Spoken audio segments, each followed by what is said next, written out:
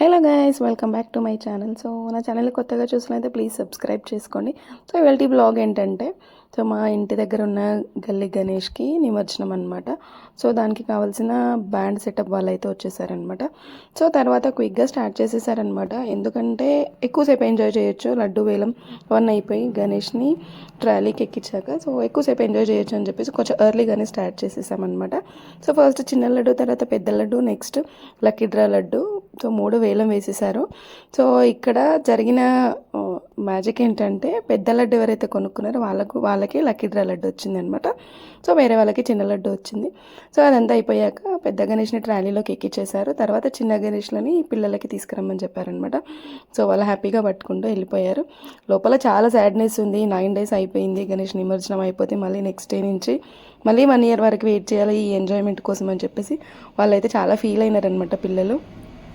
అమ్మ అప్పుడే 9 days అయిపోయాయా అని చెప్పేసి అన్నారనమాట. సో బట్ తప్పదు కదా, 9 days తర్వాత నిమజ్జనం చేయాలి.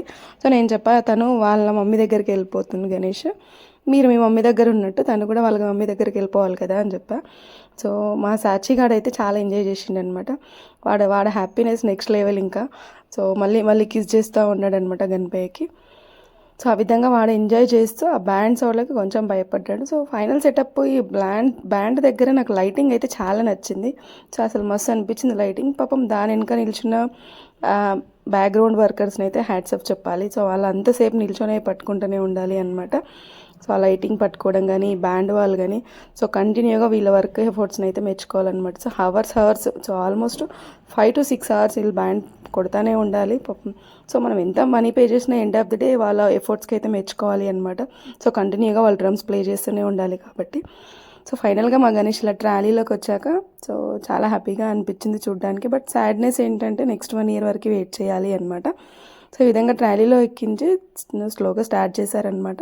ఈలోపు పిల్లలు బ్యాండ్ దగ్గర డ్యాన్స్లు వేయడం, ఎంజాయ్ చేయడం స్టార్ట్ చేశారు. సో వీళ్ళు కాసేపు ఎంజాయ్ చేశాక సాచిగాడు కూడా కాసేపు ఎంజాయ్ చేసినాడు. సో వాళ్ళకి నచ్చిన బ్యాండ్ వాళ్ళని అడిగి మరీ స్టెప్లు ఎంజాయ్ చేశారు. సో ఈ విధంగా సాచిగాడు కూడా కాసేపు ఎంజాయ్ చేసిండు. అలా వాడు ఎంజాయ్మెంట్ తర్వాత స్లోగా మేము దిగినాం అనమాట. మేము కూడా కాసేపు ఎంజాయ్ చేసాము. కాసేపు అని కాదు, ఆల్మోస్ట్ 1 to 2 hours మేము కూడా గట్టిగా ఎంజాయ్ చేసినాం అనమాట. సో ఈ విధంగా మా గణేష్ దగ్గర హ్యాపీగా గ్రాండ్గా గణేష్కి నిమజ్జనానికి చెప్పామన్నమాట. సో నిమజ్జనం టైంలో కొంచెం బాధ ఉంటుంది, ఎందుకంటే నెక్స్ట్ 1 year వరకు వెయిట్ చేయాలి అని ఫీల్ అయ్యామన్నమాట. సో ఈ విధంగా గణేష్ నిమజ్జనం అయితే అయిపోగొట్టుకున్నాం. ఇది మా గల్లిక గణేష్ నిమజ్జనం. మీకు నచ్చితే లైక్ చేయండి, షేర్ చేయండి, సబ్స్క్రైబ్ చేసుకోండి. Thank you for watching. Bye.